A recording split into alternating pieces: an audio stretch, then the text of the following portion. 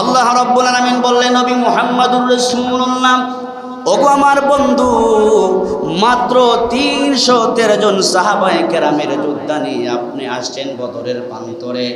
কোন সাহাবীর পরকি নাই, পরনে ভালো জামা নাই, পেটে ভালো খাবার নাই, টেনশন করার কোনো কারণ নাই, চিন্তা করার কোনো কারণ নাই। আপনি নবী আসতে করে মাথাটা উঠান, মাথা মোবারক উঠায়া তাকায়া দেখেন আপনার ৩১৩ জন সাহাবায়ে কেরামদের সাথে আমি আল্লাহ আসমান থেকে ৫,০০০ ফেরেশতাদের যোদ্ধা পাঠিয়ে দিয়েছি। সুবহানাল্লাহ। আসমান থেকে কয় হাজার? কি পাঠাইছেন? মানুষ পাঠাইছেন না ফেরেশতা পাঠাইছেন?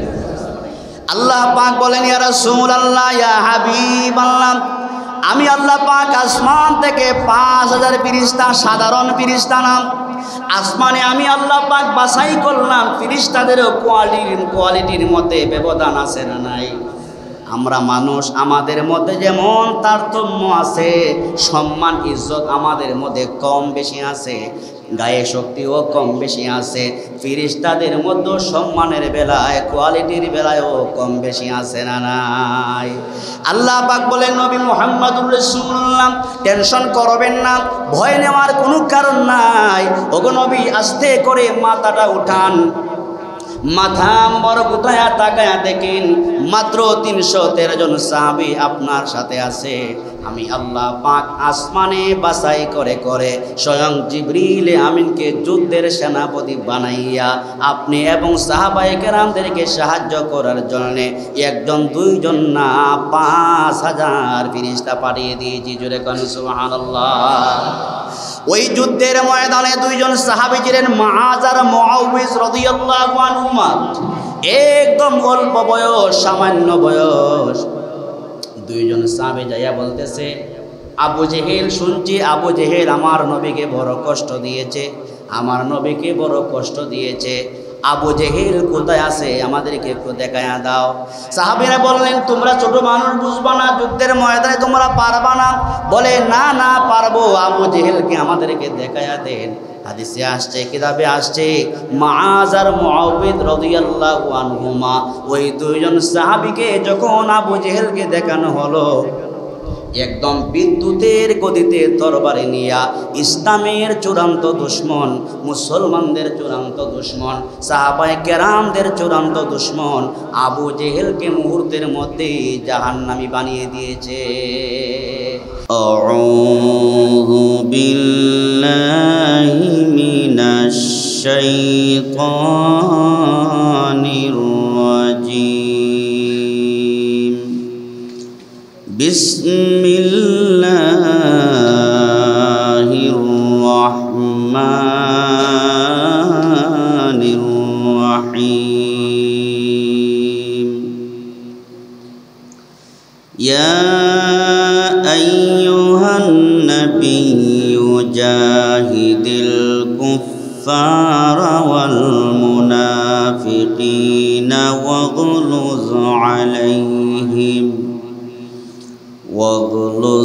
আলাইহিম ওয়ামাওয়াহুম জাহান্নাম ওয়া বি'সাল মাসীর। وقال النبي صلى الله عليه وسلم الجهاد ماضٍ إلى يوم القيامة أو كما قال عليه الصلاة والسلام। মোহব্বতের সাথে দুরূদ শরীফ পড়ি। আল্লাহুম্মা সাল্লি আলা মুহাম্মাদিন ওয়া আলা আলি মুহাম্মাদ কামা সাল্লাইতা আলা ইব্রাহিম ওয়া আলা আলি ইব্রাহিম ইন্নাকা হামিদুম মাজিদ।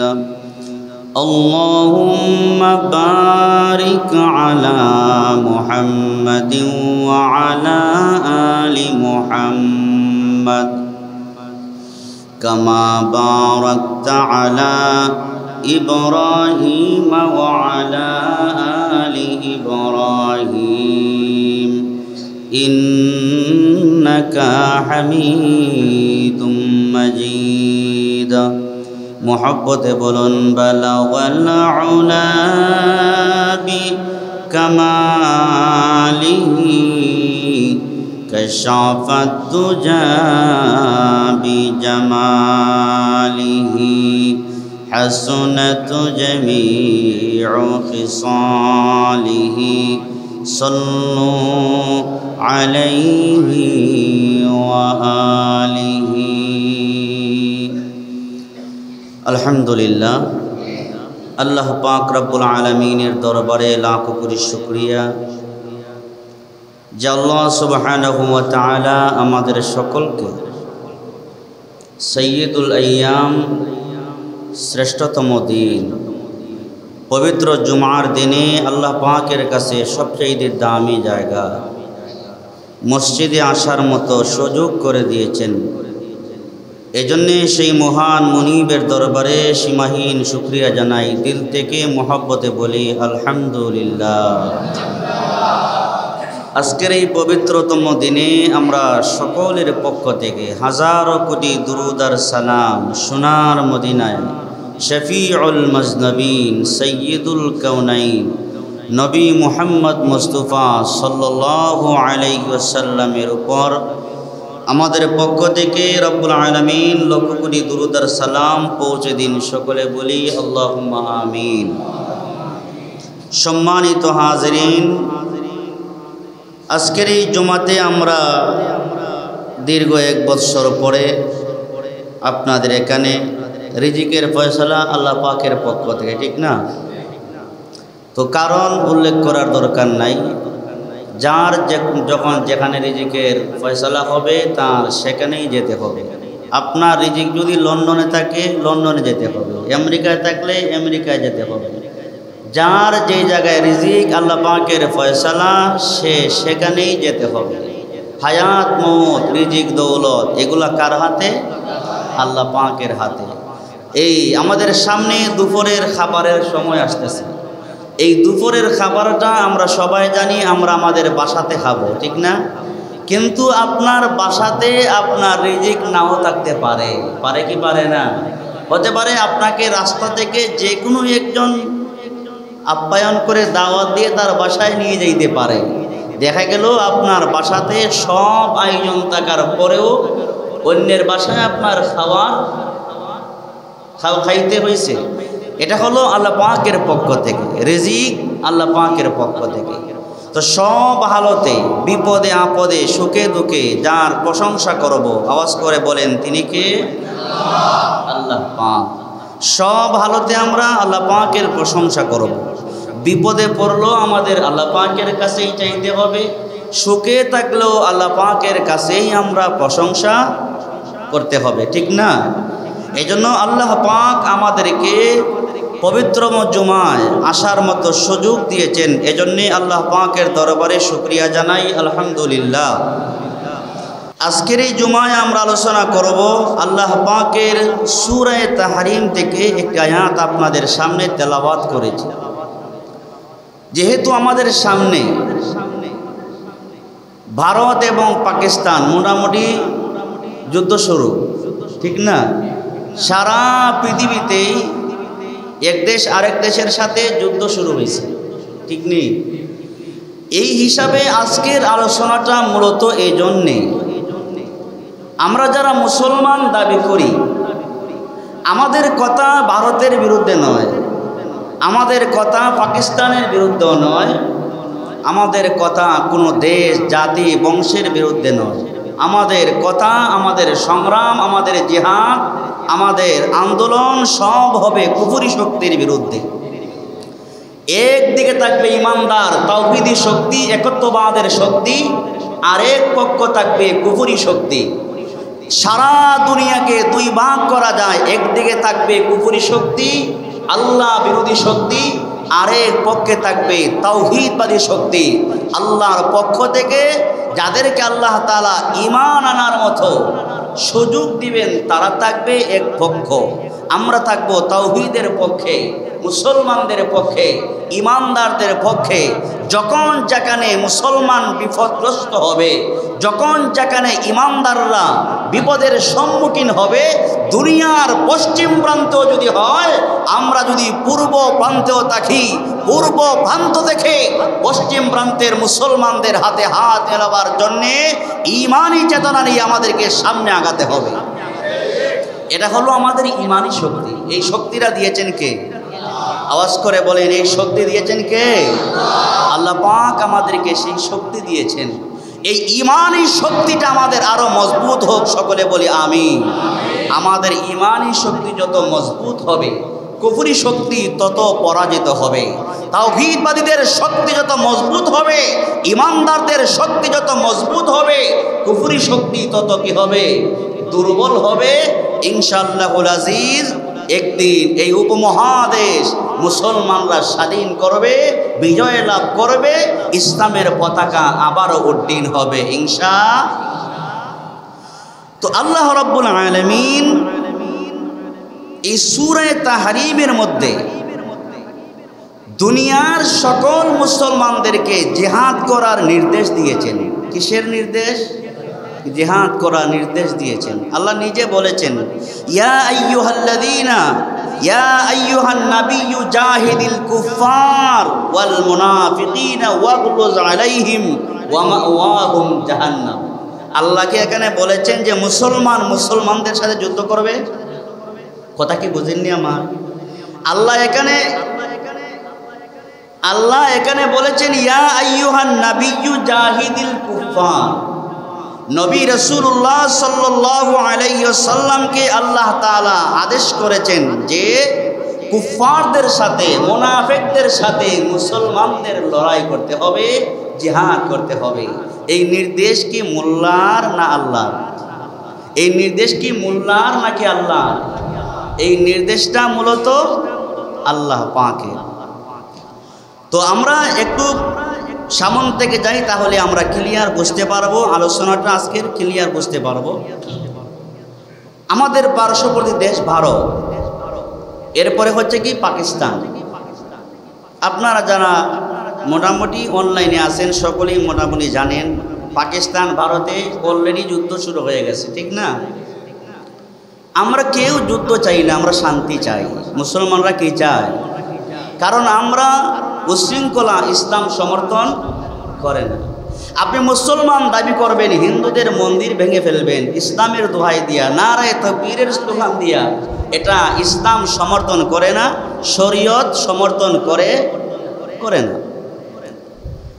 তো রাসূল পাক সাল্লাল্লাহু আলাইহি ওয়াসাল্লাম একটা ভবিষ্যৎবাণী করে গেছেন ১৫০০ বছর আগে। কত বছর আগে?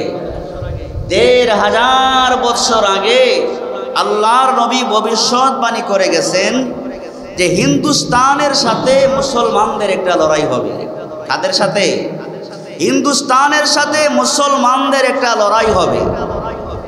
এই লড়াইয়ে মুসলমানরা ৩ ভাগে বিভক্ত হবে।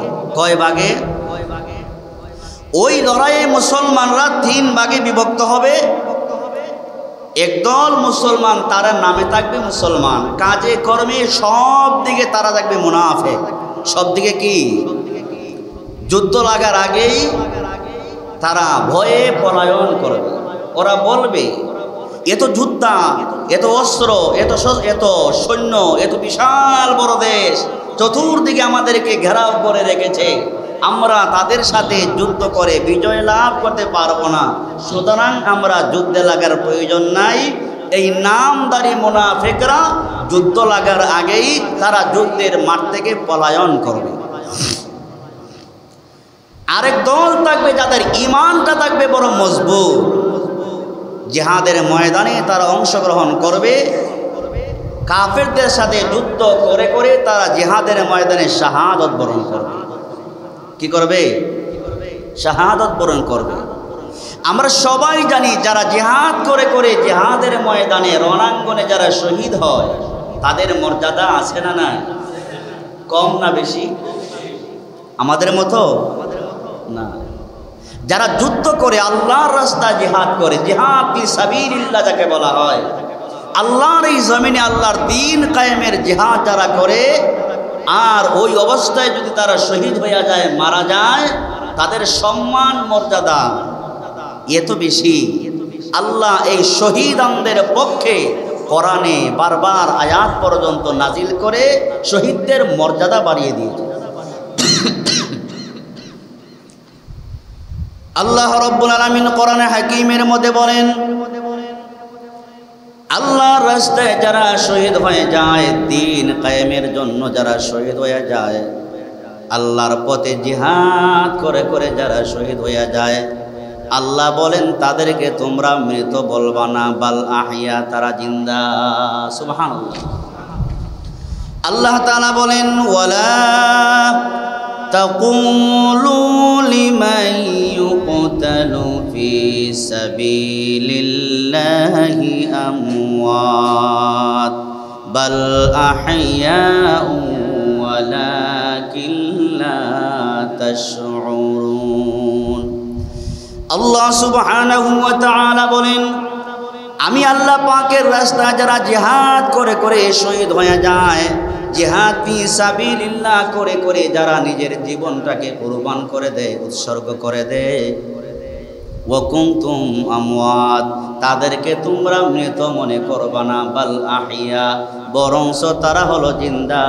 শুধু জিন্দা না, আল্লাহ অন্য আয়াতের মধ্যে বলেন, ওই শহীদদের কবর জগতে আমি রব্বুল আলামিনের পক্ষ থেকে জান্নাতি খাবার পর্যন্ত হাদিয়া পাঠায়া দে। শহীদদের কবর জগতে রব্বুল আলামিন জান্নাতি খাবার পর্যন্ত হাদিয়া পাঠায়া দেন। সুবহানাল্লাহ। তো আল্লাহ নবী ভবিষ্যৎবাণী করে গেছেন, হিন্দুস্তানের সাথে একটা লড়াই হবে। হিন্দুস্তান বলতে কি, বাংলাদেশ, ভারত, নেপাল, ভুটান, শ্রীলঙ্কা, আফগানিস্তান, পাকিস্তান, এই সব মিলায়া হলো হিন্দুস্তান উপমহাদেশ। মুহাদ্দিসিনে কেরাম হাদিসের ব্যাখ্যা করেছেন, এই দেশগুলা হলো হিন্দুস্তানের অন্তর্ভুক্ত। এর মানে হলো আল্লাহর নবী ভবিষ্যৎবাণী করে গেছেন। সাইয়েদনা হযরতে সাওবান রাদিয়াল্লাহু আনহু থেকে বর্ণিত, আল্লাহর হাবিব বলেন, কিয়ামতের আগে হিন্দুস্তানে সমগ্র কুফফারদের সাথে মুসলমানদের একটা ভয়াবহ লড়াই হবে। এটা সাধারণ কোনো লড়াই না, সাধারণ কোনো যুদ্ধ না। মুসলমানরা যুদ্ধ করে করে এমনকি যুদ্ধের ময়দানে মুসলমানরা রক্তের বন্যা পর্যন্ত বয়ে দিবে। মুসলমানরা যুদ্ধ করে করে মুসলমানদের রক্তে নদী পর্যন্ত হয়ে যাবে। আল্লাহু আকবার। তো আল্লাহ নবী ভবিষ্যৎবাণী করে গেছেন, ওই হিন্দুস্তানের যুদ্ধ যখন হবে কিয়ামতের আগে, ওই যুদ্ধের ময়দানে মানুষ 3 ভাগে বিভক্ত হবে। একদল মুসলমান নামে থাকলেও তারা যুদ্ধের আগেই পলায়ন করবে, আরেক দল মুসলমান থাকবে, তারা যুদ্ধ করে করে যুদ্ধের ময়দানে শাহাদাত বরণ করবে। সুবহানাল্লাহ। 3 নম্বরে আরেকটা দল থাকবে, যুদ্ধের ময়দানে তারা জীবন যৌবন সব কিছু কোরবান করে তারা যুদ্ধ চালিয়ে যাবে। এমনকি যুদ্ধ করতে করতে অবশেষে ওই মুসলমানদের হাতে আল্লাহ রাব্বুল আলামিন গোটা উপমহাদেশকে মুসলমানদের হাতে বিজয় দিয়া দিবে। সুবহানাল্লাহ। গোটা উপমহাদেশ, তৃতীয় আরেক দল যারা থাকবে, ইমানদার মুসলমান যারা থাকবে, তারা যুদ্ধ করতে করতে বিজয় লাভ করবে এবং পুনরায় তারা উপমহাদেশকে আবার স্বাধীন করবে ইনশাআল্লাহ। এই দিনটা সামনে আসছে। এই দিনটা কি সামনে আসছে? আমাদের ধারণা, আমরা এই কথা বলি না যে পাকিস্তান আর ভারতের এই যুদ্ধই গজওয়াতুল হিন্দের যুদ্ধ। এই যুদ্ধের মাধ্যমে সূচনা হতে পারে কিয়ামতের আগে। রাসূল যেহেতু ভবিষ্যৎবাণী করে গেছেন এবং এর লক্ষণও পাওয়া যায়, ভারতের সরকার পাকিস্তানিদের বিরুদ্ধে মূলত যুদ্ধ না, ওরা যুদ্ধের শুরুতেই মুসলমানদের মসজিদ মাদ্রাসাকে টার্গেট করে আঘাত করতেছে। নাউজুবিল্লাহ।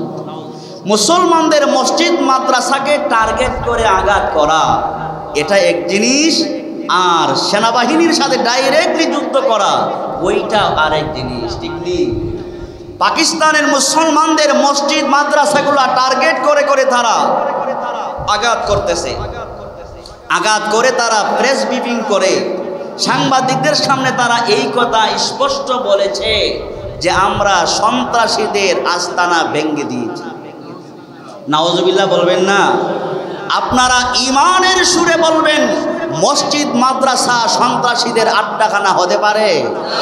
আওয়াজ করে বলেন, মসজিদ মাদ্রাসা কি সন্ত্রাসীদের আড্ডাখানা হতে পারে? মসজিদ মাদ্রাসা সন্ত্রাসীদের আড্ডাখানা হতে পারে না। মসজিদে দ্বীন ও মিল্লাতের আওয়াজ হয়, মসজিদে আল্লাহ এবং তার রাসূলের কথা বলা হয়, মসজিদে শান্তি শৃঙ্খলার কথা বলা হয়। মাদ্রাসাগুলোতে আল্লাহর দ্বীনের তালিম হয়, কোরআনের তালিম হয়, ইসলামের তালিম হয়। এই মসজিদ আর মাদ্রাসাকে যারা সন্ত্রাসী জঙ্গি আস্তানা বলে ব্যাখ্যা দিয়েছে, খুদার কসম এই মালাউনেরা হলো সারা বিশ্বের দরবারে সন্ত্রাসী হিসেবে চিহ্নিত।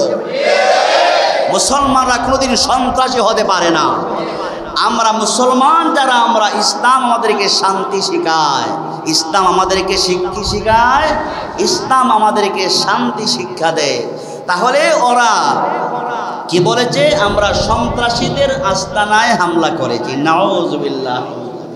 মসজিদ মাদ্রাসা ছাড়া তাদের হামলা করার আর কোনো জায়গা পাওয়া যায় না। তো আল্লাহর নবী ভবিষ্যৎবাণী করে গেছেন এবং তাদের যে হামলা, এই তাদের হামলার মাধ্যমেও এই কথা আমরা অনুমান করতে পারি গজওয়াতুল হিন্দের দিকেই তারা বিশ্বকে ঠেলে দিচ্ছে। আমরাও প্রস্তুত আছি। মুসলমান যারা, আমাদের জীবন আল্লাহ দিয়েছেন, মরণও সেই আল্লাহ দিয়েছেন। আজ হোক কাল হোক আমার মৃত্যু হবেই। সুতরাং জিহাদের ময়দানে মুসলমানদের পক্ষে কথা বলে রণাঙ্গনে যদি শহীদ হতে পারি, আল্লাহ রব্বুল আলামিন আমাকে আপনাকে বিনা হিসাবে জান্নাত দেবে। বাড়িতে ঘুমায় ঘুমায় মরা আর জিহাদ করে করে মরা, এই দুই মরায় ব্যবধান আছে না নাই? জোরে মহব্বতে বলেন, আছে না নাই?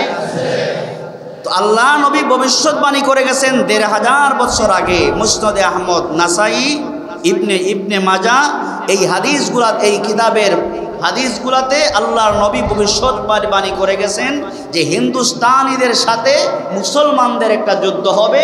ভারতের মুসলমান, বাংলাদেশের মুসলমান, পাকিস্তানের মুসলমান, শ্রীলঙ্কার মুসলমান, এই যতটা দেশ বললাম, এই সব মুসলমানরা থাকবে এক পক্ষে আর কুফরি শক্তি থাকবে আরেক পক্ষে।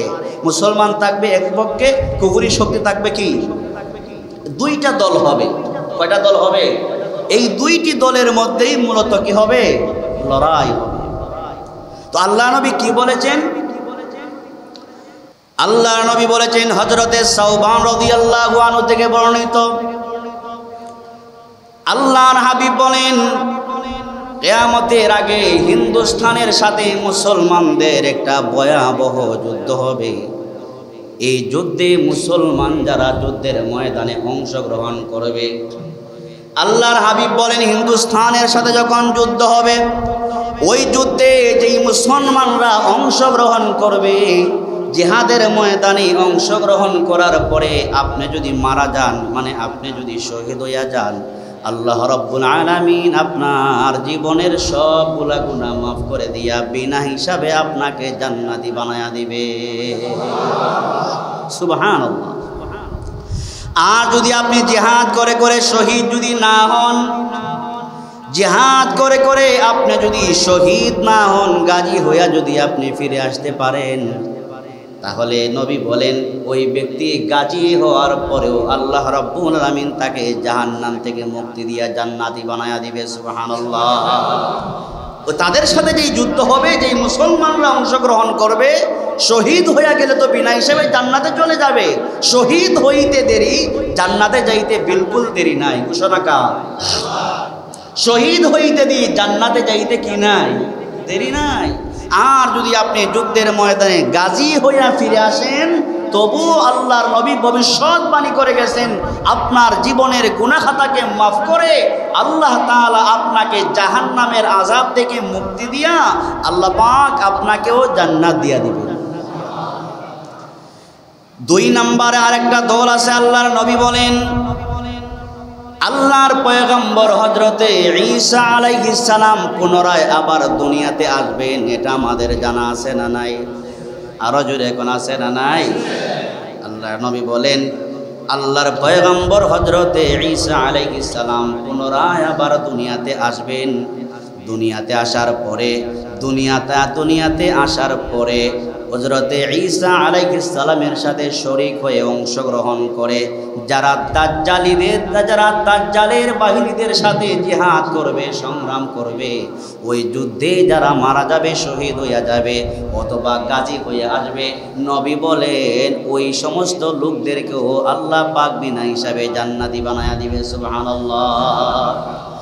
এই হাদিস যখন আল্লাহ নবী বর্ণনা করেছিলেন, আজ থেকে ১৫০০ বছর আগে আল্লাহ নবী হাদিস যখন বর্ণনা করেছিলেন, সাইয়্যিদানা হযরতে আবু বকর সিদ্দিক রাদিয়াল্লাহু আনহু এই হাদিস শোনার পরে আল্লাহ নবীকে বললেন, ইয়া রাসূলুল্লাহ, ইয়া হাবিবাল্লাহ, ওগো আল্লাহর নবী, হিন্দুস্তানের সাথে মুসলমানদের যেই লড়াই হবে, ওই লড়াইয়ে যারা অংশগ্রহণ করবে, মুসলমানরা যদি এত সম্মানিত হয়, এত দামি হয়, ইয়া রাসূলুল্লাহ, আপনি নবীকে সাক্ষী রেখে আমি আবু বকর ওয়াদা দিলাম, ওই যুদ্ধ পর্যন্ত যদি আমি আবু বকর পাই, ওই যুদ্ধ পর্যন্ত যদি আমি আবু বকর যদি সময় পাই, হায়াত যদি পাই, আল্লাহর কসম আমি আবু বকর আমার জান মাল ধন সম্পদ নিয়া হিন্দুস্তানি মুসলমানদের পক্ষে আমি আমার জীবনকে উৎসর্গ করে দিব।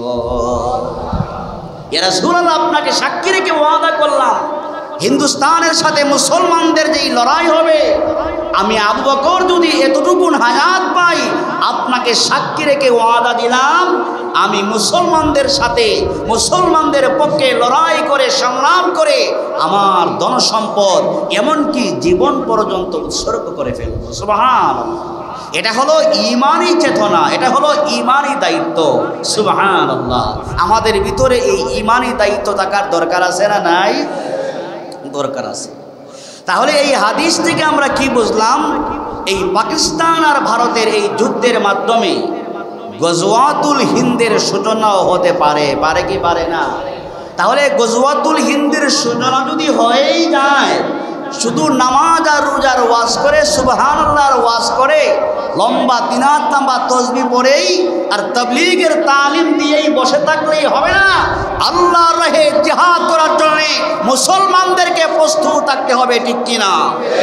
যদি প্রয়োজন হয় সেই তসবির জায়গায় থাকবে, টুপির জায়গায় থাকবে, প্রয়োজন হলে শাহজালালের সেই তলোয়ারকে, শহীদ তিতুমিরের বাঁশের কেল্লাকে মুসলমানরা আবারও হাতে নিয়ে ইসলামকে বিজয়ী করার জন্যে, আল্লাহর দ্বীনকে বিজয়ী করার জন্যে আমরা হাতে হাত রেখে মুসলমানদের পক্ষে দাঁড়াতে পারবো কি পারবো না? সেই তৌফিক আমরা আল্লাহ পাকের কাছে চাই। জুড়ে বলেন ঠিক কিনা? আল্লাহ পাক আমাদেরকে সেই তৌফিক দিবেন। রাসূল হাদিসের মধ্যে বলেছেন, কারণ হিন্দুস্তানের সাথে মুসলমানদের যেই লড়াই হবে, এক পক্ষে থাকবে মুসলমান, এক পক্ষে থাকবে কে? আরেক পক্ষে থাকবে কুফরি শক্তি, আরেক পক্ষে কে থাকবে? আমি আপনাদের কাছে জানতে চাই, আপনারা তো আর সচেতন মানুষ, বলুন তো দেখি, ইমানদার আর বেঈমানে ব্যবধান আছে না নাই? ইমানদার আর বেঈমান যারা আছে, বেঈমান কাফের যারা, মুসলমানে আর বেঈমানে ব্যবধান আছে না নাই? আল্লাহর নবী বলেছেন, যারা ইমানদার তারা হলো জিন্দা। সুবহানাল্লাহ বলেন। যারা ইমানদার তারা কি? জিন্দা। আর যাদের ইমান নাই তারা জিন্দা হলো কি? মুর্দা। সুবহানাল্লাহ। আল্লাহর নবী বলেন, ক্বালান নবিয়্যু সাল্লাল্লাহু আলাইহি ওয়াসাল্লাম, মান শাহিদা আল্লাহ ইলাহা ইল্লাল্লাহ ওয়া আন্না মুহাম্মাদার রাসূলুল্লাহ হারামাল্লাহু আলাইহিন নার। আল্লাহ নবী বলেন, মান শাহিদা আল্লাহ ইলাহা ইল্লাল্লাহ, যেই ব্যক্তি এই কথার সাক্ষী দিবে, লা ইলাহা ইল্লাল্লাহ, আল্লাহ ছাড়া কোনো মাবুদ নাই, কথা ঠিক কিনা? ওয়া আন্না মুহাম্মাদার রাসূলুল্লাহ, আর মুহাম্মাদুর রাসূলুল্লাহ সাল্লাল্লাহু আলাইহি ওয়াসাল্লাম হলেন আল্লাহর প্রেরিত রাসূল, কথা ঠিক কিনা? আল্লাহ নবী বলেন, উম্মত শোনো, যেই ব্যক্তি এই কথার সাক্ষী দিবে হারামাল্লাহু আলাইহিন নার, আল্লাহ পাক রব্বুল আলামিন ওই ঈমানদারদের জন্য জাহান্নামের আগুনকে হারাম করে দিবেন। জোরে বলেন সুবহানাল্লাহ। ঈমানদারদের জন্য জাহান্নামের আগুনকে আল্লাহ হারাম করে দিবেন। সুবহানাল্লাহ। তো আল্লাহ নবী বলেছেন, যাদের ভিতরে ঈমান আছে তারা হলো জিন্দা, আর যাদের ভিতরে ঈমান নাই তারা জিন্দা হলো মুর্দা। এটা মোল্লার কথা নয়, এটা হলো রাহমাতুল লিল আলামিনের কথা, ঠিক কিনা?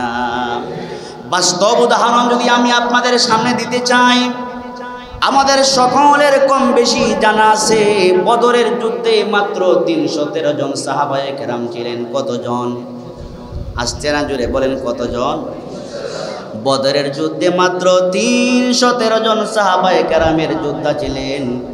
হাতে অস্ত্র ছিল না, গায়ে কি ছিল না, ভালো কোনো জামাও ছিল না, এমন কি পেটে ভালো একটা ভালো খাবারও কিন্তু ছিল না। সাহাবায়ে কেরাম পেটের খিদা নিয়া, পেটে পাথর বাঁধা অবস্থায় আল্লাহর এই জমিনে আল্লাহর দ্বীন কায়েমের আল্লাহর দ্বীন কায়েমের জন্য একজন দুইজন না 313 জন সাহাবায়ে কেরামকে আল্লাহর নবী বদরের প্রান্তরে নিয়ে গেলেন।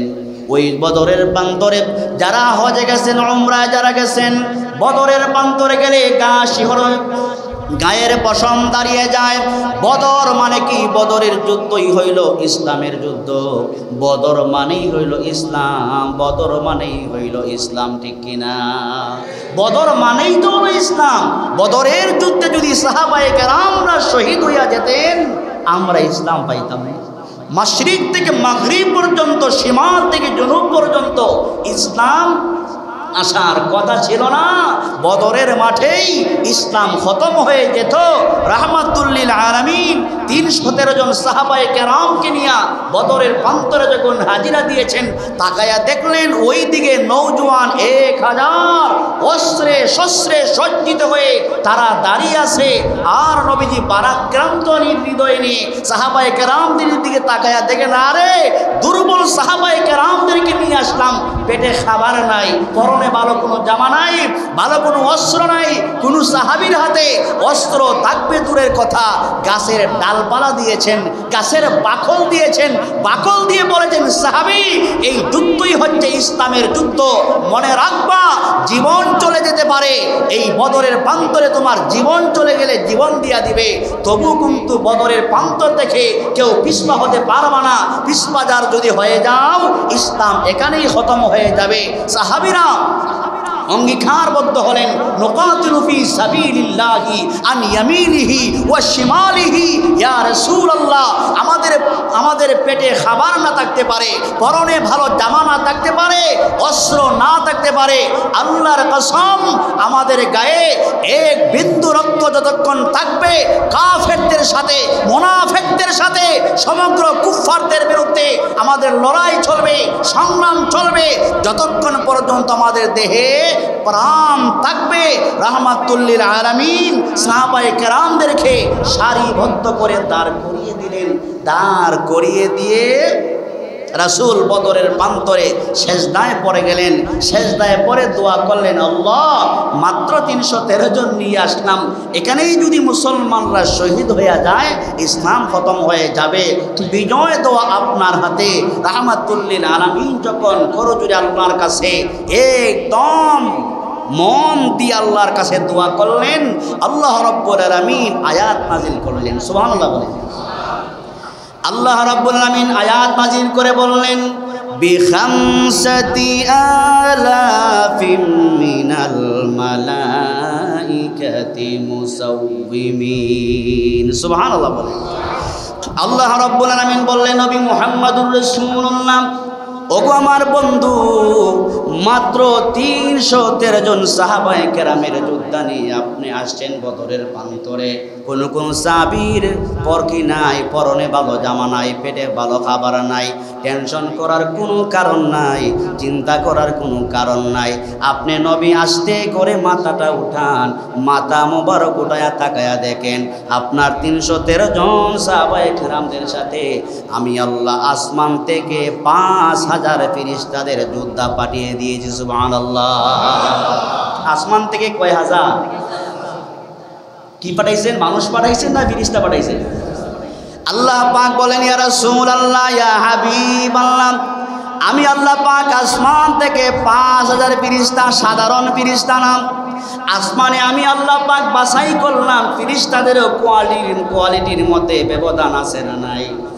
আমরা মানুষ, আমাদের মধ্যে যেমন তারতম্য আছে, সম্মান ইজ্জত আমাদের মধ্যে কম বেশি আছে, গায়ে শক্তিও কম বেশি আছে, ফেরেশতাদের মধ্যে সম্মানের বেলায়, কোয়ালিটির বেলায়ও কম বেশি আছে না নাই? আল্লাহ পাক বলেন, নবী মুহাম্মদুর রাসূলুল্লাহ, টেনশন করবেন না, ভয় নেওয়ার কোনো কারণ নাই। ওগো নবী, আস্তে করে মাথাটা উঠান, মাথা মোবারক উঠায়া তাকায়া দেখেন মাত্র 313 জন সাহাবী আপনার সাথে আছে। আমি আল্লাহ পাক আসমানে বাছাই করে করে স্বয়ং জিবরিল আমিনকে যুদ্ধের সেনাপতি বানাইয়া আপনি এবং সাহাবায়ে কেরামদেরকে সাহায্য করার জন্য একজন দুইজন না 5000 ফেরেশতা পাঠিয়ে দিয়েছি। জোরে কোন সুবহানাল্লাহ। ওই যুদ্ধের ময়দানে দুইজন সাহাবী ছিলেন, মুআয আর মুআউযিজ রাদিয়াল্লাহু আনহুমা। একদম অল্প বয়স, সামান্য বয়স। দুইজন সাহাবী যাইয়া বলতেছে, আবু জেহেল, শুনছি আবু জেহেল আমার নবীকে বড় কষ্ট দিয়েছে, আমার নবীকে বড় কষ্ট দিয়েছে। আবু জেহেল কোথায় আছে? আমাদেরকে একটু দেখায়া দাও। সাহাবীরা বললেন, তোমরা ছোট মানুষ, বুঝবা না, যুদ্ধের ময়দানে তোমরা পারবা না। বলে, না না পারবো, আবু জেহেলকে আমাদেরকে দেখায়া দেন। হাদিসে আসছে, কিতাবে আসছে, মুআয আর মুআউযিজ রাদিয়াল্লাহু আনহুমা, ওই দুইজন সাহাবীকে যখন আবু জেহেলকে দেখানো হলো, একদম বিদ্যুতের গতিতে তরবারি নিয়া ইসলামের চূড়ান্ত দুশ্মন, মুসলমানদের চূড়ান্ত দুশ্মন, সাহাবায়ে কেরামদের চূড়ান্ত দুশ্মন আবু জেহেলকে মুহূর্তের মধ্যে জাহান্নামী বানিয়ে দিয়েছে। এটা হলো ইমানি শক্তি। এটা কিসের শক্তি? তাহলে সারা দুনিয়ার মুসলমানরা, বিশেষ করে হিন্দুস্তানের সাথে যেই লড়াই হবে, যুদ্ধ হবে, মুসলমানরা থাকবে এক পক্ষে, আর সমগ্র কুফুর শক্তি থাকবে কি এক পক্ষে। সমগ্র কুফুর শক্তি থাকবে এক পক্ষে। রাসূল ভবিষ্যৎবাণী করে গেছেন, বিজয় হবে কার?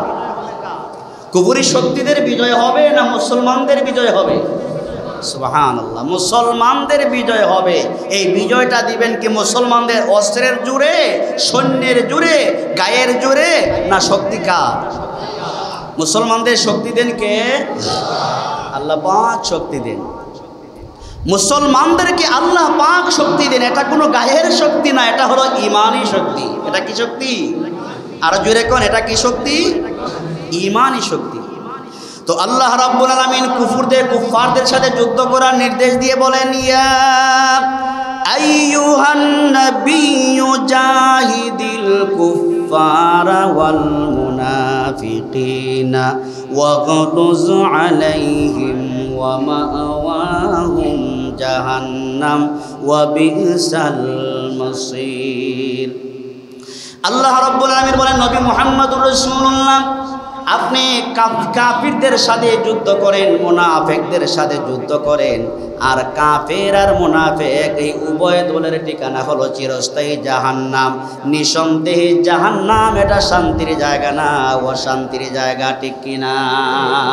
জাহান্নাম শান্তির জায়গা হতে পারে না, এটা হলো চিরস্থায়ী অশান্তির জায়গা।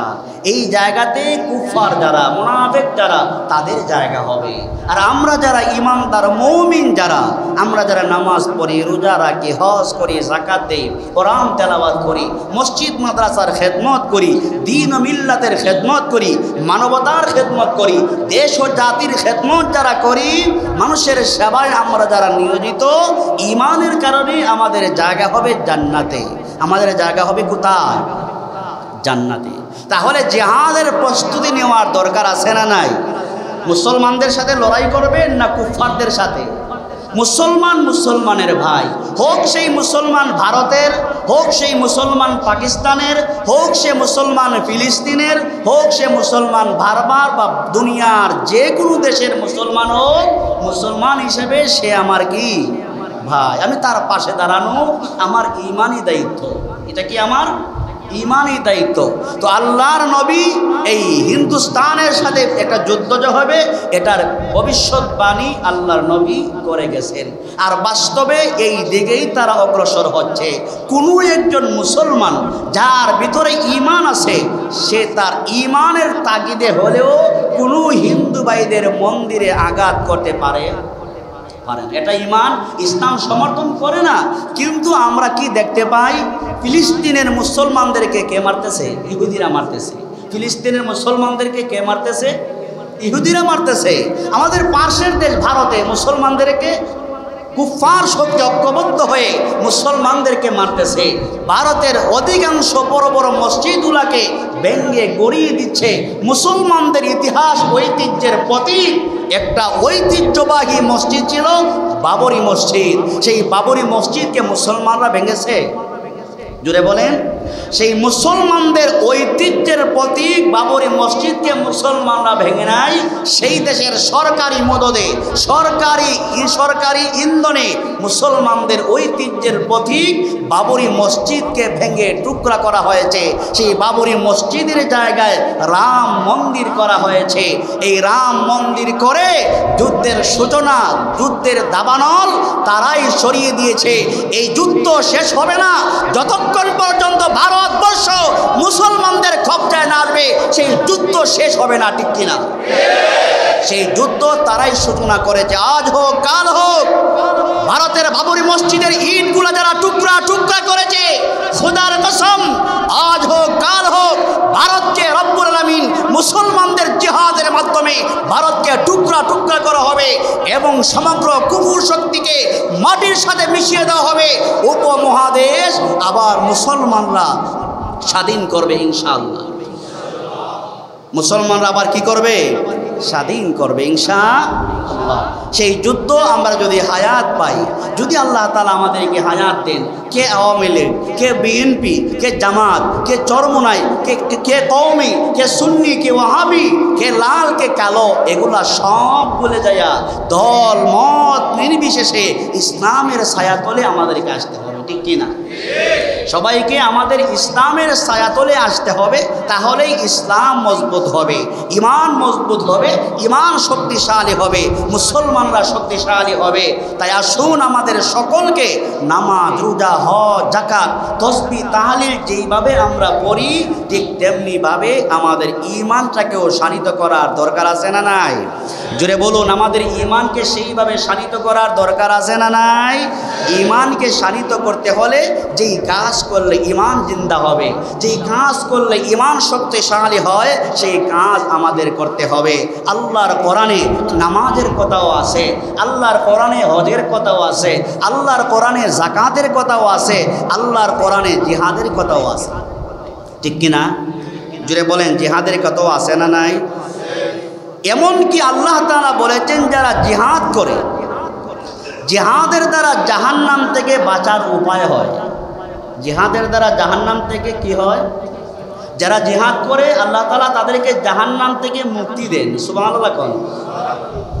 আল্লাহ তাআলা বলেন, জিহাদের দ্বারা আল্লাহ জাহান্নাম থেকে মুক্তি দেন। আল্লাহ রাব্বুল আলামিন সূরা সফের 10 এবং 11 নম্বর আয়াতের মধ্যে আল্লাহ বলেন, ইয়া আইয়ুহাল্লাযীনা আমানু হাল আদুল্লুকুম আলা তিজারাতিন তুনজিকুম মিন আযাবিন আলীম। সুবহানাল্লাহ। তু'মিনুনা বিল্লাহি ওয়া রাসূলিহি ওয়া তুজাহিদুনা ফি সাবিলিল্লাহি বিআমওয়ালিকুম ওয়া আনফুসিকুম যালিকুম খায়রুল লাকুম ইন কুনতুম তা'লামুন। আল্লাহ সুবহানাহু ওয়া তাআলা বলেন, ইয়া আইয়ুহাল্লাযীনা আমানু, আমরা যারা ঈমানদার আছি, মুমিন যারা আছি, আমাদেরকে আল্লাহ বলে ও দুনিয়ার মুমিনগণ, হাল আদুল্লুকুম আলা তিজারাতিন তুনজিকুম মিন আযাবিন আলীম। হে দুনিয়ার মুমিনগণ শোনো, আমি আল্লাহ রাব্বুল আলামিন তোমাদেরকে এমন একটা ব্যবসার সন্ধান দেব, যা দ্বারা তোমাদের যেই ব্যবসা যদি তোমরা করো, সেই ব্যবসার দ্বারা আল্লাহ রাব্বুল আলামিন তোমাদেরকে জাহান্নামের আযাব থেকে মুক্তি দিয়া দিবে। সুবহানাল্লাহ।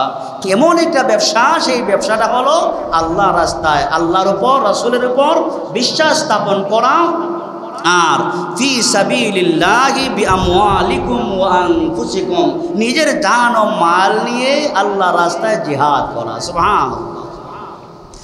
আল্লাহ রাব্বুল আলামিন আরো বলেছেন, যারা জিহাদ করে জিহাদের দ্বারা জান্নাত লাভ হয়। জিহাদের দ্বারা কি লাভ হয়? জিহাদের দ্বারা আল্লাহ তাআলা জান্নাত দান করেন। সাধারণ কথা না, জিহাদের দ্বারা আল্লাহ জান্নাত দান করেন। সুবহানাল্লাহ। আল্লাহ তাআলা সূরা সফের 12 নম্বর আয়াতের মধ্যে বলেন, ইয়াগফির লাকুম যুনুবাকুম ওয়া ইউদখিলকুম জান্নাতিন তাজরি মিন তাহতিহাল আনহার ওয়া মাসাকিনা তাইয়্যিবাতান ফি জান্নাতি আদন যালিকাল ফাওজুল আযীম। ইয়াগফির লাকুম যুনুবাকুম, আল্লাহ বলেন যারা আল্লাহর রাস্তায় জিহাদ করে, জিহাদকারীদের গুনাহসমূহকে রব্বুল আলামিন মাফ করে দেন। সুবহানাল্লাহ। ওয়া ইউদখিলকুম জান্নাহ, আর জিহাদকারীদেরকে মাফ করে দিয়া তাদেরকে আল্লাহ জান্নাত দেন। আল্লাহ বলে বান্দা, এটা সাধারণ জান্নাত না রে বান্দা, জান্নাতিন তাজরি মিন তাহতিহাল আনহার, কি এমন এক জান্নাত তোমাদেরকে দিব যেই জান্নাতের তলদেশে নহর জারি থাকবে। জোরে কান সুবহানাল্লাহ।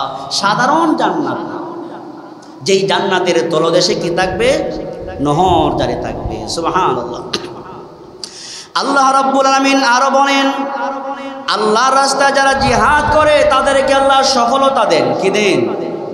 যেমন বদরের যুদ্ধে আল্লাহ সফলতা দিয়েছেন, খন্দকের যুদ্ধে আল্লাহ সফলতা দিয়েছেন, উহুদের যুদ্ধে আল্লাহ সফলতা দিয়েছেন, ইয়ারমুকের যুদ্ধে, তাবুকের যুদ্ধে, এই কথায় মুসলমানরা যত যুদ্ধ করেছে, আল্লাহর রাহে যুদ্ধ করেছে, নিয়ত ভালো থাকলে সব যুদ্ধগুলাতে আল্লাহ রাব্বুল আলামিন সফলতা দান করেন। এটা শুধু সাহাবায়ে কেরামদের জন্য না, কোরআন কিয়ামত পর্যন্ত চলবে। সুতরাং মুসলমানরা যখন কুফার শক্তির বিরুদ্ধে লড়াই করবে, সংগ্রাম করবে, জিহাদ করবে, কিয়ামতের আগ পর্যন্ত মুসলমানদের পক্ষে আল্লাহ পাকের সাহায্যই থাকবে। ঠিক কিনা? আল্লাহ তাআলা বলেন, আল্লাযীনা আমানু ওয়া হাজারু ওয়াজাদু ফি সাবিলিল্লাহি বিআমওয়ালিহিম ওয়া আনফুসিহিম আ'যামা দারাজাতান ইনদাল্লাহ ওয়া উলাইকা হুমুল ফাইজুন। আল্লাহ পাক বলেন, বান্দা শোনো শোনো, আমি আল্লাহ পাকের রাস্তা যারা জিহাদ ফিসাবিলিল্লাহ করে, ওই জিহাদের মধ্যে সফলতা দান করার মালিক একমাত্র কে? একমাত্র আল্লাহ পাক রব্বুল আলামিন। সুবহানাল্লাহ। তাহলে আমরা যারা ঈমানদার, আমরা যারা মুমিন, আমাদের সকলের উপর আল্লাহ পাকের রহমত আছে না নাই? মহব্বতে বলেন, আল্লাহ পাকের রহমত আমাদের উপর আছে না নাই? এই রহমত আমাদের মৃত্যুর আগ পর্যন্ত আমাদের উপর থাক, আমরা কি চাই না? মহব্বতে বলেন, আল্লাহ পাকের রহমত আমাদের উপর মৃত্যুর আগ পর্যন্ত থাক, আমরা চাই কি চাই না? যদি আমরা চাই তাহলে ঈমানকে মজবুত করতে হবে, ইসলামকে যেভাবে ইসলাম বিজয় হয় সেভাবেই আমাদের চলতে হবে। এই নামাজ রোজার মাধ্যমে, সব কিছুর মাধ্যমে আমরা যখন আমাদের ঈমানটাকে মজবুত রাখব, পরিষ্কার পরিচ্ছন্ন রাখব, ইনশাআল্লাহুল আজিজ এই ঈমান ইসলামের মাধ্যমে আল্লাহ তাআলা আপনি আমাকে বিজয় দিবেন, আপনি আমার উপর আল্লাহ তাআলা রহমত নাজিল করবেন। এই রহমত আল্লাহ পাকের পক্ষ থেকে আমরা চাই, চাই কি চাই না? আমরা এই রহমত আল্লাহ পাকের পক্ষ থেকে চাই।